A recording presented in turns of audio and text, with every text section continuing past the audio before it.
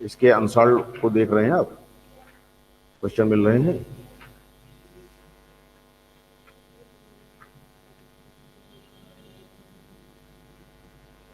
Next अगली heading बना लो आप, Werner's theory of coordination compound. हाँ, वर्नर्स बहुत इंपॉर्टेंट है, ये बहुत बार पूछा जाता है। Werner's theory of coordination compounds, very important. यहां से कंपटीशन में भी पूछता है और आप में तो डिटेल आता ही आता है। ठीक है, तो चलिए थोड़ा सा लिखते हैं इसके बारे में। Werner's in 1893 gave a theory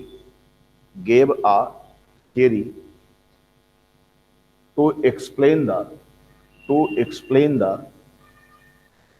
the structure of coordination compound,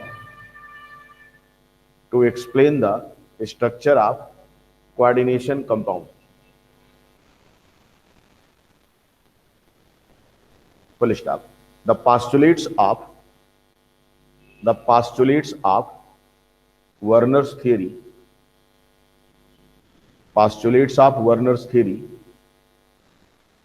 are, number 1 लिखेंगे, metal have 2 types of valency, 2 types of valency, dash करके आप ए बी कर सकते हो, हेडिंग बना सकते हो आप। लिखें primary valency,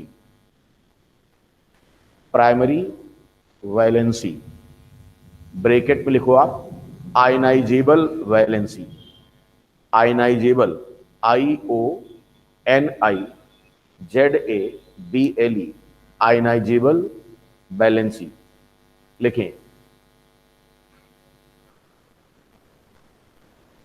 primary valency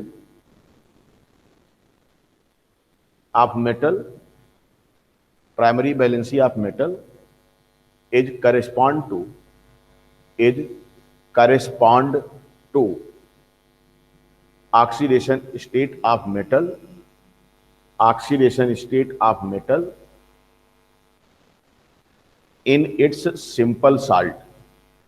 in its simple salt, जैसे अगर कह दिया जाए कि आपका आयरन है, आयरन Fe, इसकी प्राइमरी वैलेंसी क्या हो सकती है, तो हम पहले इसके किसी सिंपल साल्ट की कल्पना करेंगे कि इसका सिंपल साल्ट क्या हो सकता है। तो मैंने कहा आप पढ़ सकते हो कि इसका सिंपल साल्ट क्या हो सकता है, जैसे आप पढ़ते हो FeSO4, क्या है ये, फेरस सल्फेट। FeSO4 में अगर ऑक्सीडेशन स्टेट की बात किया जाए कि Fe का कितना होगा, तो आप बताएंगे चूंकि SO4 -2 पे होता है तो Fe क्या होगा, +2 पर होगा, तभी +2 और -2 आपस में क्या है, लिंक है। क्लियर। तो अगर आपसे बात किया जाए कि what is the primary valency of Fe iron metal, तो योर आंसर विल बी +2। आप देखो ऑक्सीडेशन स्टेट तो +2 हो गया, बट वैलेंसी कितनी हो जाएगी, प्राइमरी वैलेंसी 2 हो जाएगी। इसका मतलब इसकी प्राइमरी वैलेंसी इसकी ऑक्सीडेशन स्टेट के बराबर होती है। फिर और प्राइमरी वैलेंसी को आयनाइजेबल इसलिए कहते हैं क्योंकि जो भी केमिकल कॉन्स्टिट्यूएंट हमारे मेटल के प्राइमरी वैलेंसी से जुड़ा होगा, जैसे ही उस कंपाउंड को हम वाटर में डालेंगे तुरंत ही सबसे पहले टूटने का काम करेगा, तो कौन टूटेगा, प्राइमरी वैलेंसी। इसीलिए इसको कहा जाता है आयनाइजेबल वैलेंसी।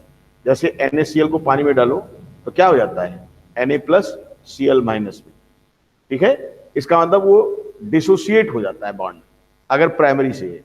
और दूसरा इसके पास हम लोग बोलते हैं सेकेंडरी वैलेंसी। सेकेंडरी वैलेंसी जो होती है वो नॉन आयनाइजेबल होती है, इसका मतलब वो फर्दर नहीं टूटेगा। जैसे हमने आपको पहले दिन पढ़ाया था K4FeCN6, अगर हम इसकी बात करते हैं तो ये टूटता था जब तो FeCN का होल 6 एक साथ रहता था। तो इसका मतलब जो CN था आपका वो हमारे उस Fe के किससे जुड़ा हुआ था, सेकेंडरी वैलेंसी से था, जो कि टूटना मतलब टूट ही नहीं सकता, वो नॉन आयनाइजेबल होता है। तो कोई सा भी मेटल जो कोऑर्डिनेशन कंपाउंड बनाता है, वर्नर्स ने उसके पास ये बताया कि दो प्रकार की वैलेंसी होती है, एक प्राइमरी, दूसरी सेकेंडरी वैलेंसी। प्राइमरी वैलेंसी को हम उसका आयनाइजेबल वैलेंसी बोलते हैं, और ये उसके ऑक्सीडेशन स्टेट के बराबर होता है। ऑक्सीडेशन स्टेट कहां पर? उसके सिंपल साल्ट में। कॉम्प्लेक्स साल्ट की बात नहीं कर रहा है, सिंपल साल्ट में कोई। क्लियर? तो आगे लिखेंगे आप number 2, secondary valency.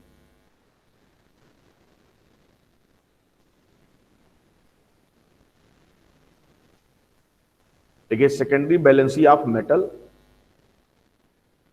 secondary valency of metal is correspond to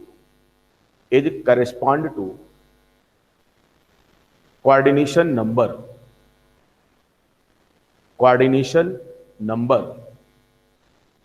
of metal, coordination number of metal in complex salt, यानी कोई सा भी कॉम्प्लेक्स साल्ट ले लीजिए, तो उसमें अगर मेटल का कोऑर्डिनेशन नंबर आप निकाल ले जाओ, तो वही आपका क्या हो जाएगा? उसकी सेकेंडरी वैलेंसी हो जाएगी। यानी कोऑर्डिनेशन नंबर किसी भी मेटल का उसके सेकेंडरी वैलेंसी को डायरेक्ट रिप्रेजेंट करेगा। Clear?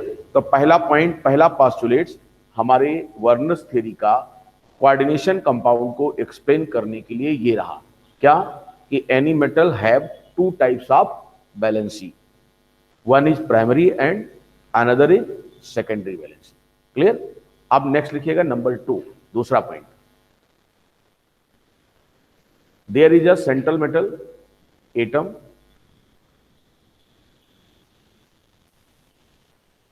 there is a central metal atom around which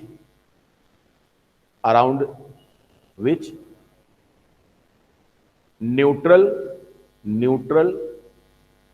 or charged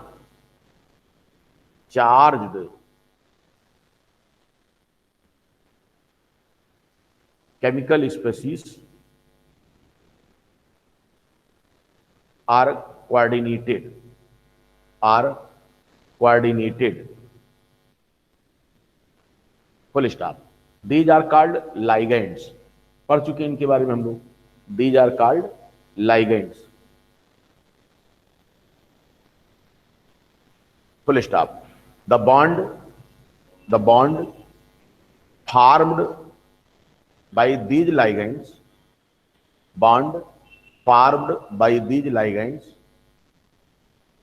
are called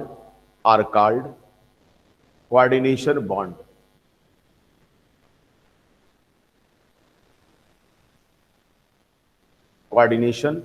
bond. Full stop. The number of coordination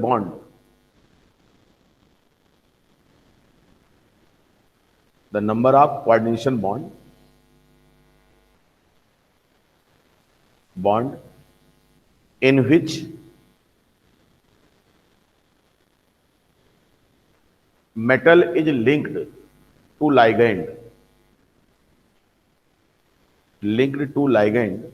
represents the coordination number of metal.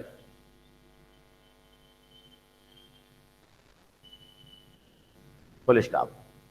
इसी में लिखिएगा the sphere enclosing the central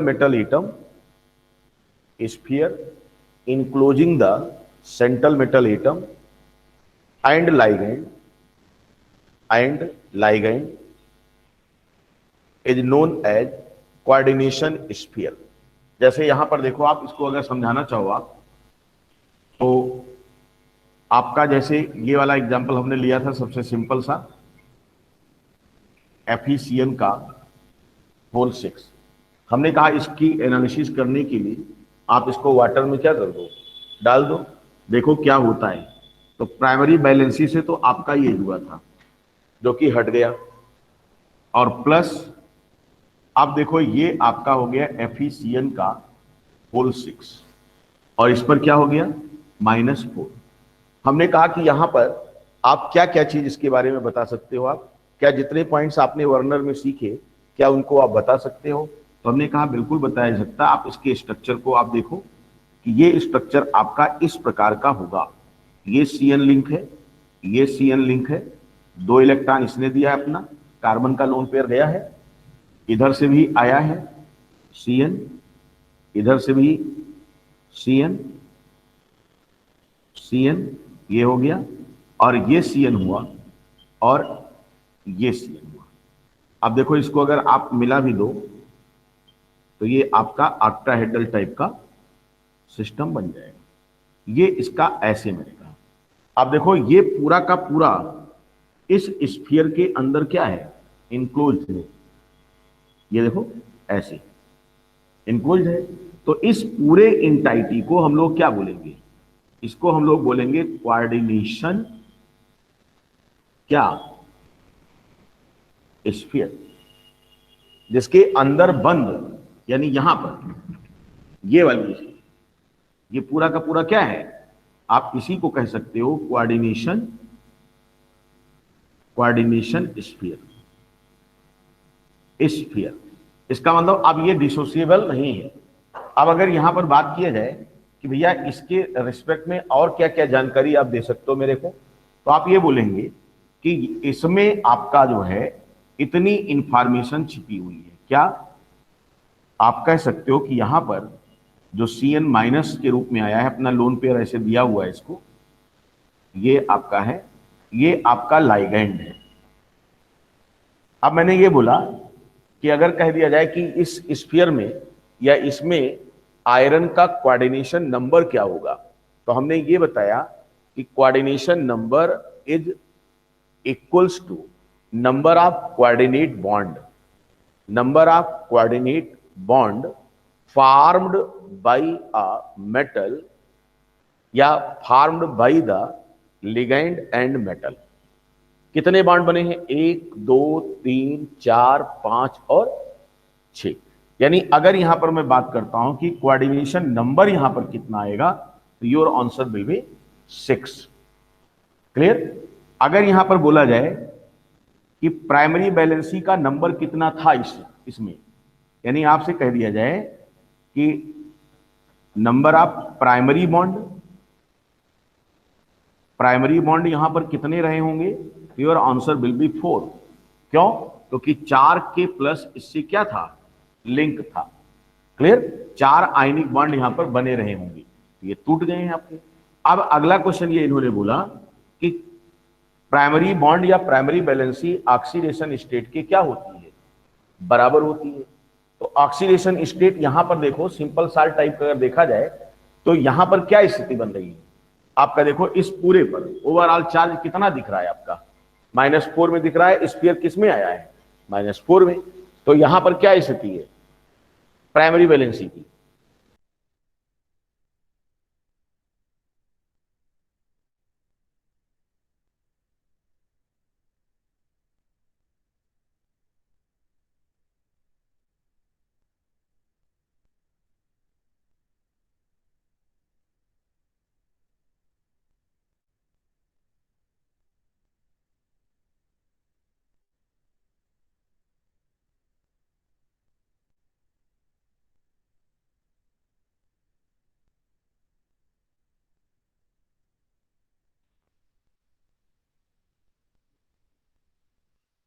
sir speaker of है। Oxidation state कैसे मिलेगा इसका, हमने मान लिया कि इसका ऑक्सीडेशन स्टेट X था, तो X प्लस एक CN का कितना होता है, -1, तो 6 है, तो 6 इंटू -1 इक्वल्स टू कितना हो जाएगा, -4। ये एंटाइटी आनी चाहिए। तो हमने कहा कि x माइनस 6 इक्वल्स टू -4, तो x इक्वल्स टू -4 प्लस 6 यानी +2। तो ऑक्सीडेशन स्टेट मेटल का स्फीयर के अंदर कितना रिप्रेजेंट हो रहा है, +2 रिप्रेजेंट हो रहा है। क्लियर, उतार लीजिए आप। यानी oxidation state of Fe equals to +2।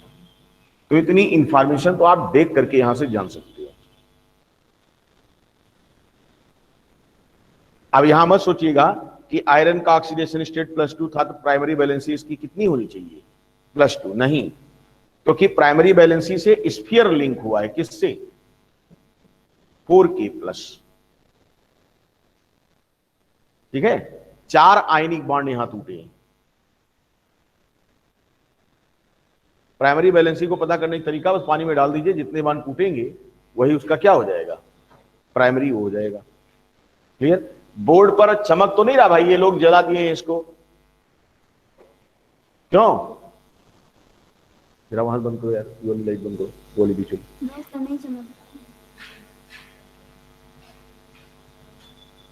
नहीं, दूसरी चेक करो, वो वाली, हाँ ये जलाओ, ये वाला जलाओ। अब एक काम करो जरा बेटा, उधर से चले जाओ, ये वाला जलाए कौन इसको, तुम लोग जलाए हो क्या, इसको बंद करो, चमक रहा होगा पूरा ही सूरज जैसा। अब बोर्ड पे अगर चमक रहा है तो बोल भी नहीं रहे लोग, भाई लोग। क्लियर है। हाँ बस सही है, आ जाओ। ये वाली लाइट, ये वाली जलाओ, उधर से, उधर जलाओ, ये वाली जलाओ। सफाई किया है ना, बंद बंद कर दिया सब। हाँ जल रहा है, अब सही, अभी सही दिख रहा है बोर्ड पे।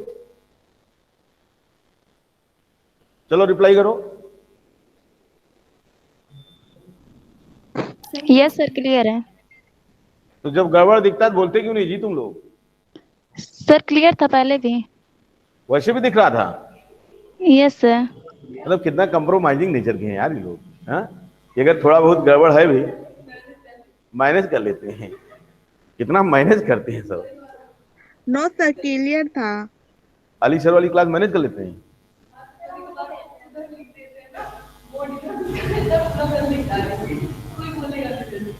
क्यों नहीं बोलते हैं भाई, बोलना चाहिए। चलो आगे लिखेंगे, नेक्स्ट नेक्स्ट अगला पॉइंट, तीसरा point, each element has a tendency to satisfy both its primary and secondary valency. Full stop. The primary valencies are satisfied by negative ion. Primary valency is satisfied by negative ion, whereas secondary valencies कर सकते हो, valencies are satisfied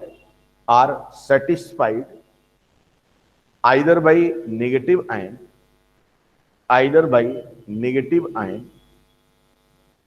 or by neutral molecule.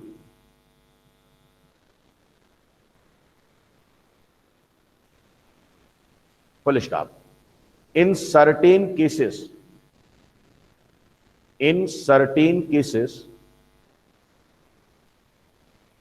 the negative ion may satisfy both the primary and secondary valency.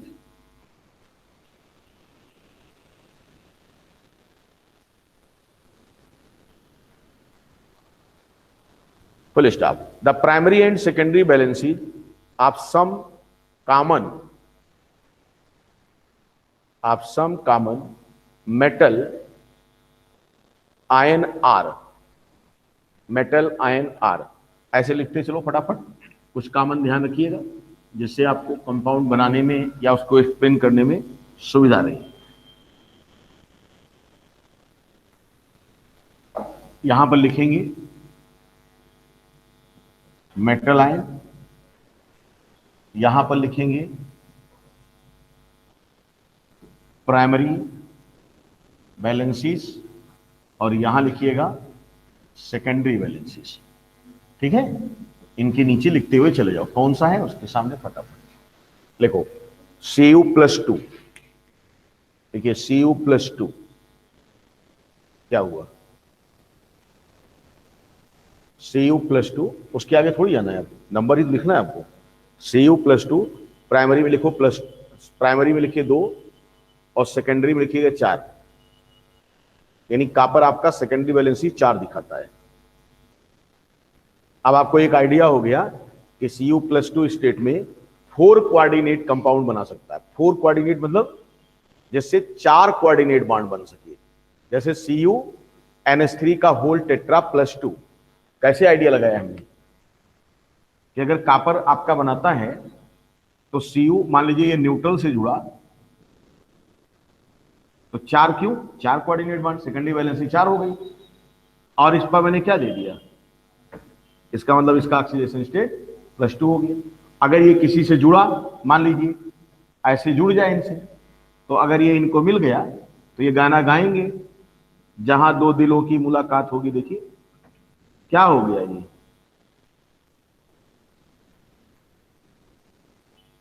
बन जाएगा। इसका मतलब ये किससे जुड़े हैं, प्राइमरी से। ये किससे जुड़े हैं, सेकेंडरी से। तो Cu+2 का प्राइमरी वैलेंसी कितनी आई, 2, ठीक, और सेकेंडरी वैलेंसी कितनी आई, 4 आ गई। ठीक है, चलिए लिखिए, इसी प्रकार से लिखिए आप Ni+2 का, Ni+2, और इसी के कंपाउंड आपको मिलेंगे मोस्टली। Ni+2, इसका प्राइमरी वैलेंसी 2 और सेकेंडरी इसका भी 4 होता है। कॉपर और निकिल और प्लेटिनम, ये ध्यान रखिएगा, इनके बहुत पूछता है ये। अगला लिखिए Pt+2, प्लेटिनम Pt+2, इसका भी 2 और 4, यानी प्राइमरी 2 और सेकेंडरी कितनी हो जाएगी, 4 हो जाएगी।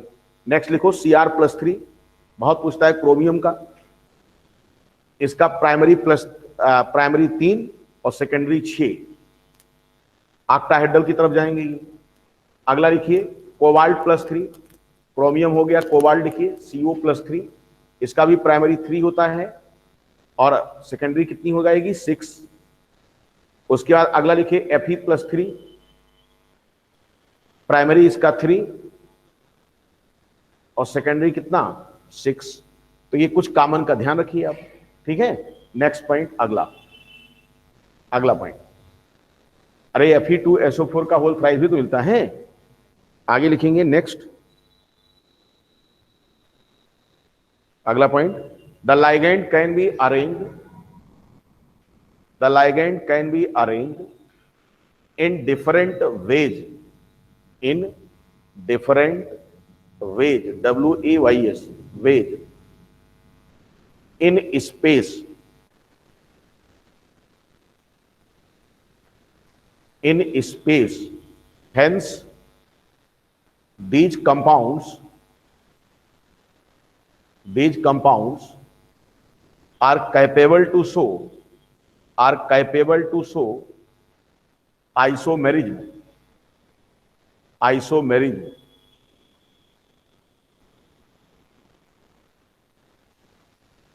full stop. Next point, the total charge on sphere,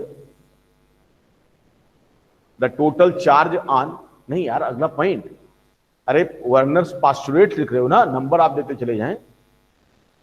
the total charge on sphere is the resultant of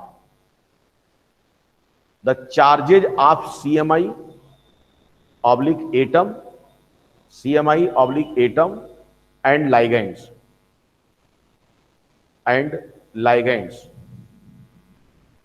For example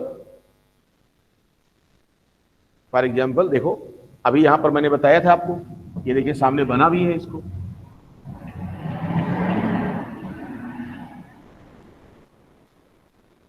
नए बच्चे हैं सब। जैसे अभी क्रोमियम मैंने लिखा +3, मान लीजिए ये है आपका, इस पर हमने कहा कि इसके अराउंड 6 NH3 अरेंज हो रहे हैं, तो आपका अगर ये स्फीयर बनाते हैं तो ये आपका कैसे बनाएंगे, CrNH3 का होल 6, इस पर क्या चार्ज आएगा। हमने बोला कि किसी भी स्फीयर पर जो चार्ज होता है वो टोटल चार्ज मेटल पर और प्लस टोटल चार्ज लिगेंड के द्वारा जो कंट्रीब्यूट हो रहा हो, उन्हीं का समीशन होता है। तो अगर मैं ये बोलूं कि स्फीयर पर +3 आया है तो इस +3 को क्या मैं एक्सप्लेन कर सकता हूं, बिल्कुल एक्सप्लेन कर सकता हूं, क्योंकि यहां पर देखिए CR हमने कहा कि CR 1 है, तो हमने कहा 1 इंटू क्या +3, और फिर मैंने कहा कि अमोनिया 6 है और अमोनिया क्या होता है, न्यूट्रल होता है, यानी 0 इक्वल्स टू कितना आ जाएगा आपका, और ये आपका क्या है, +3 को 1 से आपने गुणा किया था, तो क्या आ गया, क्या यही चार्ज यहां पर दिख रहा है। ठीक है, तो इस तरीके से ये पॉइंट भी आपका क्या हो जाता है, सेटिस्फाई हो जाता है। उतारिए, वर्नर चच्चा ने इसको भी बताया था। इसी तरह से अगर आप दूसरा एग्जांपल लेना चाहो यहां का, जैसे Fe+2 हो और प्लस आपका 6Cn- हो, क्या बन जाएगा, FeCN का होल 6, इस पर आया -4। चेक करो कैसे, Fe+2 है तो 1 इंटू क्या +2 प्लस क्या किया जाए 6 इंटू क्या 6 इंटू -1 इक्वल्स टू -4। आप देख लो, ठीक है। तो इस तरह से वर्नर्स के पास्टुलेट्स को हम लोगों ने क्लियर कर लिया।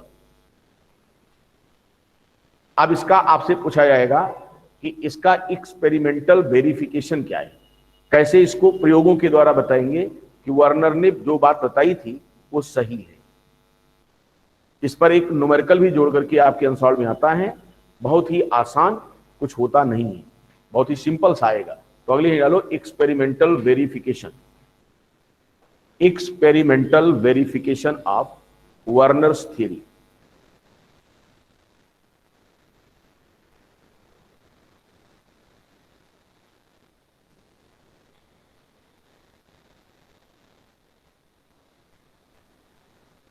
लिखिए आप, Werner's,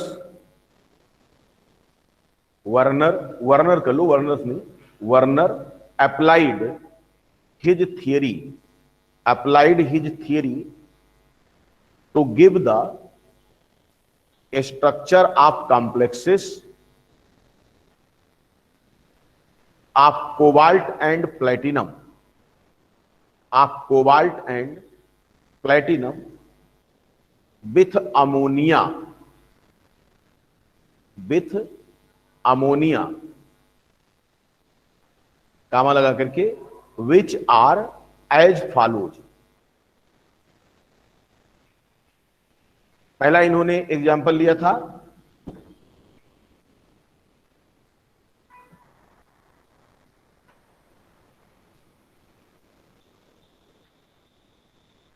cobalt third amine complex, cobalt third amine complex, double M amine complex, और इसका नाम था, पहला इन्होंने लिया है इसमें लूटियो कोबाल्टिक क्लोराइड। इसका फार्मूला था, जैसे एक्सप्लेन किया जाएगा, COCl3 और .6NH3, ये था आपका। ठीक है, आप देखो एक्सपेरिमेंट के बेस पर इन्होंने क्या बताया, प्रूफ किया कि हमारा जो कोबाल्ट था इसके पास दो प्रकार की वैलेंसी थी, एक प्राइमरी दूसरी सेकेंडरी, जिससे जो प्राइमरी वैलेंसी थी उससे जो जुड़ा था वो पानी में क्या हो जाता है, डिसोसिएट हो जाता है, क्योंकि प्राइमरी बॉन्ड आयनिक बॉन्ड माना जाता है और वाटर के अंदर क्या हो जाता है, ये आयनाइजेबल बॉन्ड है, यानी डिसोसिएट कर जाएगा। तो लिखिए इसके बारे में, first point, It is an orange. It is an orange yellow crystalline solid. Colour बताया इन्होंने इसका. Second point, second, on treatment with AgNO3, on treatment with AgNO3, all three chlorine atom, all three chlorine atom are precipitated as AgCl. Full stop. This indicates that all the three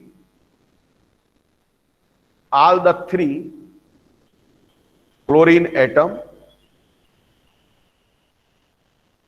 bracket में लिख लो ion, यानी chloride कह सकते हो आप, are attached to the metal with primary bond bracket में ionic bond.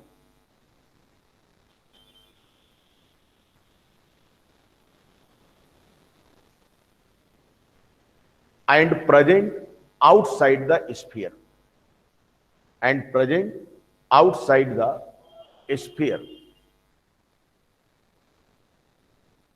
Full stop. Next point, दूसरा, on treatment with H2SO4, on treatment with concentrate H2SO4 कर लो, it give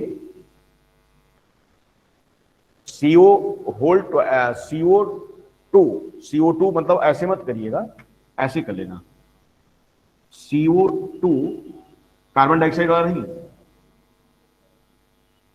SO4, ठीक है ना, CO2 SO4 का thrice dot 12 NH3,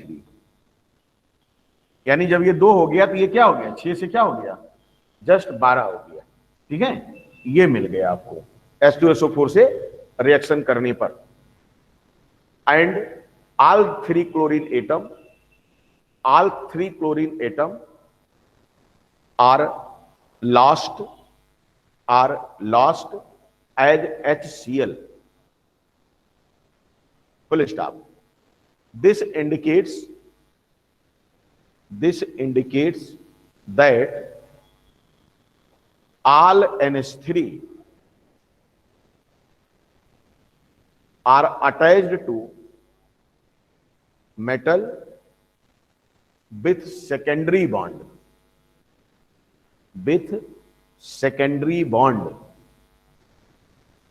and lies inside the sphere, full stop. वो sphere के अंदर होगा. नेक्स्ट, अगला पॉइंट, द कंडक्टिविटी मेजरमेंट, यानी जब इसका आयनिक कंडक्टेंस इसके सॉल्यूशन का मेजर किया गया, the conductivity measurement shows the presence of 4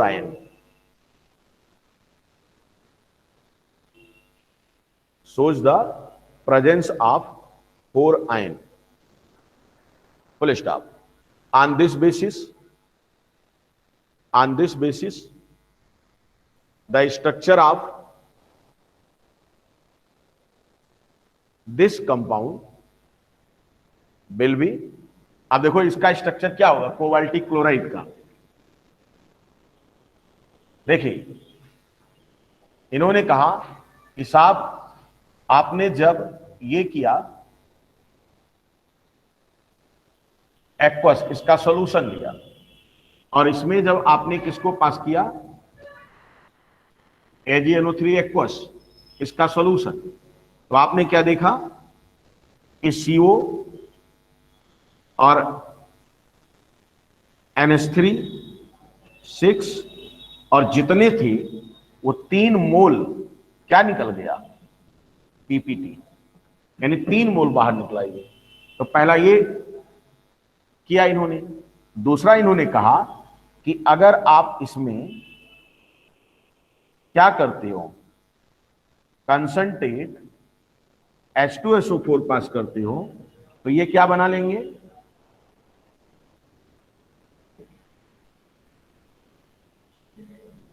NH3 plus 3HCl। ठीक है, यहां देखो, तो ये क्या हो जाएगा, ये आपके 2 हुए होंगे, तो ये क्या हो जाएगा, ये हो जाएगा। तो ये आपका क्या बता रहा, बार बार ये दोनों क्या बताए कि साहब ऐसे होता है। बाद में इन्होंने क्या कहा कि इसका जब कंडक्टिविटी मेजर किया गया तो अपने पास आयन कितने बन रहे हैं, यहां पर देखो ध्यान से। इन्होंने कहा साहब आयन तो ये बन रहा है, COCl3 6NH3 का जब एक्वस सॉल्यूशन देखा गया तो इसमें आयन कितने थे, CONH3 का 6, इस पर आपका +3 था और 3Cl माइनस, यानी एक आयन ये और एक 3 आयन ये, कितने आयन मिले टोटल, 1 + 3 यानी 4 आयन सॉल्यूशन में मिल रहे हैं। तो ये तो तुम्हारा क्या था, इन्होंने जो अप्लाई किया था इस पर कि पता किया जाए कि कौन किससे जुड़ा है। अब इसके बेस पर इन्होंने कहा कि इसका जो पॉसिबल स्ट्रक्चर है हमारा वो क्या हो सकता है, वो यहां पर इन्होंने बताया। देखो ये आपका इन्होंने कहा कि साहब ये कोबाल्ट है, इससे हमारा प्राइमरी बॉन्ड सेकेंडरी बॉन्ड को ऐसे दिखाया गया, सर दिख नहीं डेटिव रहा है। को, ये NH3 है, ये NH3 है, अपना लोन पेयर दिया होगा, ये NH3 है, ये NH3 है, और इससे एक Cl ये, एक Cl ये, एक Cl, यानी ये पूरा कहानी हो गई इसकी कि ये स्ट्रक्चर है। तो ये तुम्हारा क्या है, प्राइमरी बॉन्ड है, प्राइमरी बॉन्ड, और डॉटेड वाला कौन सा है, सेकेंडरी बॉन्ड। तो अब इससे आप इसका स्ट्रक्चर कैसे सजेस्ट करोगे कि ये आपका हो गया कोबाल्ट और ये NH3 आपका 6 यानी स्फीयर के अंदर, और 3 Cl कहां होंगे इसके बाहर में, ये देखो ये ऐसे जुड़े, क्लियर, यानी 3 Cl माइनस इससे आपका लिंक है। तो ये पूरी कहानी है जो वर्नर्स थियरी के बताए हुए जितने कंसेप्ट थे, पॉस्टुलेट्स थे, उन सबको बता रहा है, क्लियर। तो एक एग्जांपल एक्सपेरिमेंटल वेरिफिकेशन में मैंने ये दिया। हो सकता है ऐसे ही कोई आपको वो बड़ा क्वेश्चन बना दे, इसमें फला था, इसमें जब AgNO3 डाला तो इतना निकला, H2SO4 डाला तो ऐसे बना, बताओ इसका स्ट्रक्चर क्या होगा। तो जैसे हमने बनाया ऐसे आप, और फ्री का नंबर होता है 8, 9, 10 नंबर आपको फ्री देता है। कितना आसान क्वेश्चन है, तो अंसार में देखिएगा तो मिलेगा वहां पर आपको। एक आध इसका और देखेंगे, उसके बाद फिर इसका हम लोग देखेंगे ड्रॉबैक, वर्नर थ्योरी का लिमिटेशन क्या है। और वर्नर थ्योरी हर साल आती है, ध्यान दीजिए, हर साल आएगी बड़े क्वेश्चन में, ठीक है। चलिए मिलते हैं कल की क्लास में। सर स्ट्रक्चर नहीं दिख रहा है। हाँ जी सर स्ट्रक्चर नहीं दिख रहा है। स्ट्रक्चर सर दिख नहीं रहा है। अच्छा इधर बना देती हैं, कोई टेंशन मत लो। हाँ वही मैं भी सोचने वाला था, ये असल में हुआ क्या। अब बताओ भाई। जी सर दिख रहा है। दिख रहा है। बस उतार लीजिए।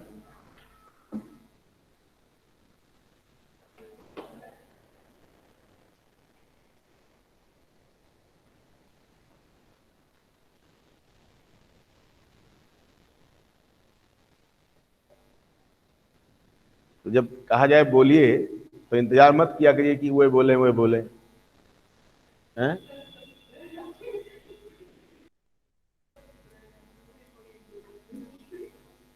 हाँ आप बोलते नहीं हैं। चलो भैया बताओ बन गया।